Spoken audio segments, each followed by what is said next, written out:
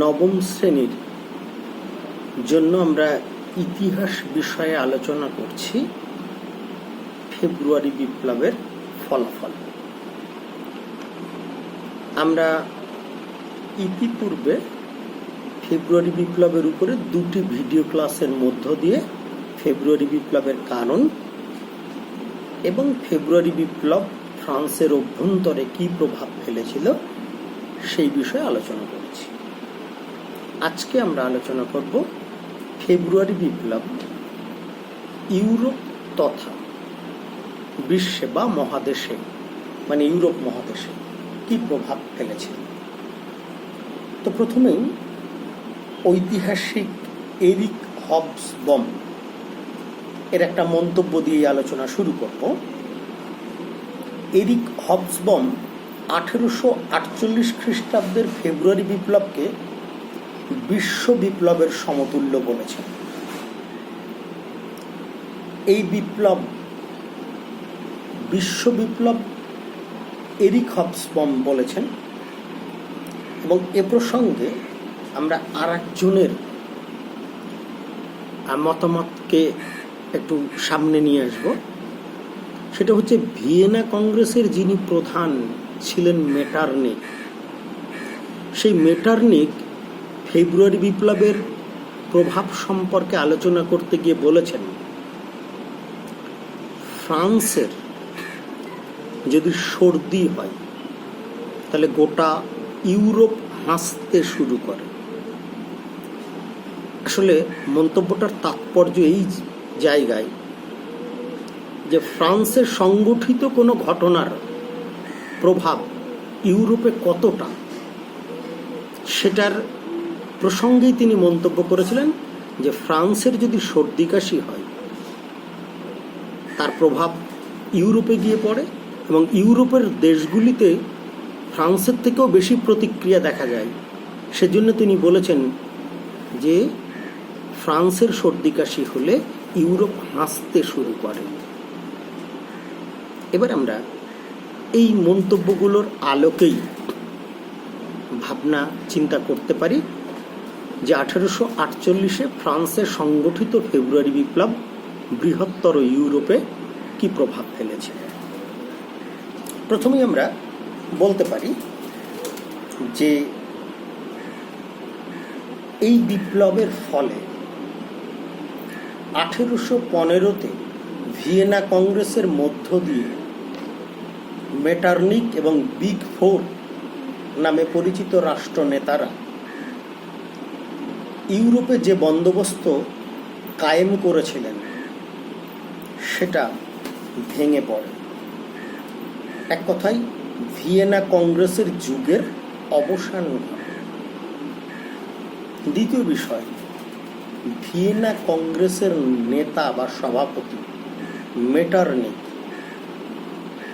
যিনি ছিলেন 1815 থেকে 1848 পর্যন্ত সময়কালে ইউরোপের সবচেয়ে গুরুত্বপূর্ণ রাজনৈতিক নেতা, বা মেটারনিকের নেতৃত্বেই এই পর্বে ইউরোপের রাজনৈতিক ঘটনাবলী সংগঠিত হতো। সেই মেটারনিকের পতন ঘটেছিল এই ফেব্রুয়ারি বিপ্লবের পরে এবং ফেব্রুয়ারি বিপ্লবের পরে ইউরোপের বিভিন্ন দেশে, Austria, Italy, Hungary, Germany, Switzerland, এই সমস্ত দেশগুলোতে একের পর এক বিপ্লবী আন্দোলন শুরু হয়।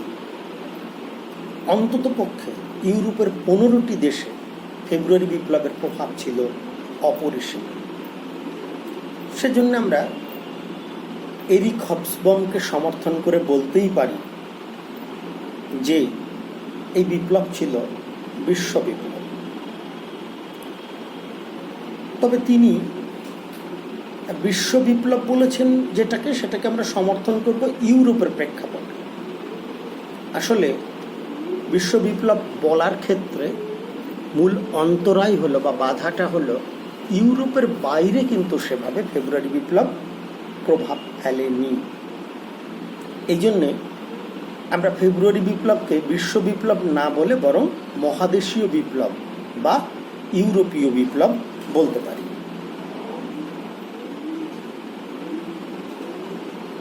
এবার যেটা বলবো যে ইউরোপের কোন কোন দেশে এই ফেব্রুয়ারি বিপ্লব মূলত প্রভাব ফেলেছে। জার্মানিতে হচ্ছে জার্মানির প্রাশিয়া, হ্যানোভার, ব্যাভেরিয়া, স্যাক্সনি প্রভৃতি রাজ্যগুলিতে উদারনৈতিক শাসনতন্ত্র প্রবর্তনের জন্য আন্দোলন শুরু হয় এবং সেখানকার শাসকরা সেটা মেনে নিতে বাধ্য হন। ইটালির বিভিন্ন রাজ্যে যেমন Parma, Modena, Venice, Tuscany, Rome, Sicily, Naples সর্বত্রই বিদ্রোহ দেখা দেয় এবং সর্বত্র মানে ইটালির বিভিন্ন রাজ্যে এই বিদ্রোহ সফল না হলেও পিডমন্ট এবং সার্ডিনিয়াতে উদারনৈতিক শাসনতন্ত্র চালু হয় এবং ভেনিসে প্রজাতন্ত্র প্রতিষ্ঠিত হয়। অস্ট্রিয়াতে কি প্রভাব ফেলেছে? মেটার্নিকের নিজস্ব সাম্রাজ্য অস্ট্রিয়া, যেখানে তিনি বাইরের কোনো প্রভাব সেখানে ঢুকতে দিতে চাইতেন না। এ প্রসঙ্গে তোমাদের আগে আলোচনা করেছিলাম বিশ্ববিদ্যালয় বা রাজনৈতিক ব্যবস্থার উপরে মেটার্নিক কিভাবে নিয়ন্ত্রণ কায়েম করেছিলেন। সেই অস্ট্রিয়ার রাজধানী ভিয়েনা এবং হাঙ্গেরি অন্যত্র কিন্তু বিদ্রোহ ছড়িয়ে পড়ে এবং ভিয়েনাতে প্রচণ্ড গণপ্রতিরোধ দেখা দেয়, যে কারণে মেটার্নিক পদত্যাগ করতে বাধ্য হন এবং মেটার্নিক তন্ত্রের পতন ঘটে। হাঙ্গেরিতে কি প্রভাব ফেলেছিল না, হাঙ্গেরির জাতীয়তাবাদী নেতা লুই কসুত তিনি তীব্র আন্দোলন গড়ে তোলেন এবং অস্ট্রিয়ার সম্রাট লুই কসুতের আন্দোলনের প্রভাবে হাঙ্গেরিবাসীর দাবি মেনে নিতে বাধ্য হন। ডেনমার্কে কি প্রভাব ফেলেছিল? ডেনমার্ক ও নেদারল্যান্ডে আন্দোলনকারীদের চাপে ডেনমার্কের রাজা সেখানকার সংবিধান সভা ডাকতে বাধ্য হয়েছিলেন।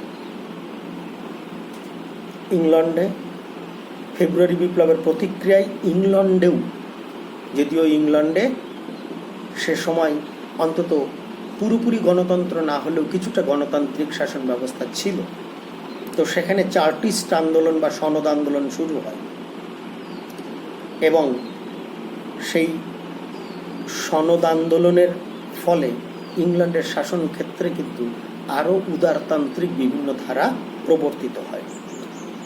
এছাড়া কম প্রভাব পড়লেও সুইডেন, হল্যান্ড, সুইজারল্যান্ড প্রভৃতি দেশে গণ আন্দোলন গড়ে উঠেছিল।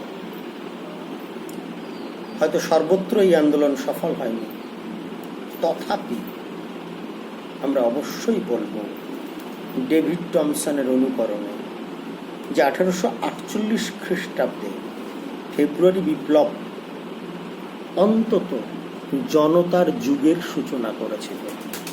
অর্থাৎ এতদিন পর্যন্ত জনগণের যে দাবি দাওয়া না মানার প্রবণতা ছিল সেটার একটা পরিবর্তন ঘটে এবং জনগণের দাবি মানার যুগটা অন্তত এই সময় থেকে শুরু হয়েছিল।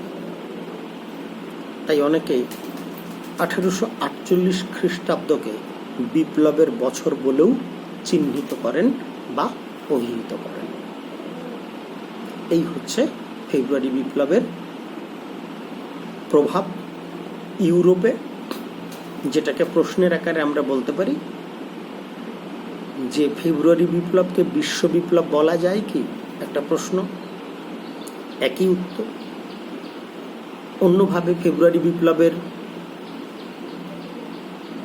ফ্রান্সের বাইরে কি প্রভাব পড়েছিল? একই উত্তর।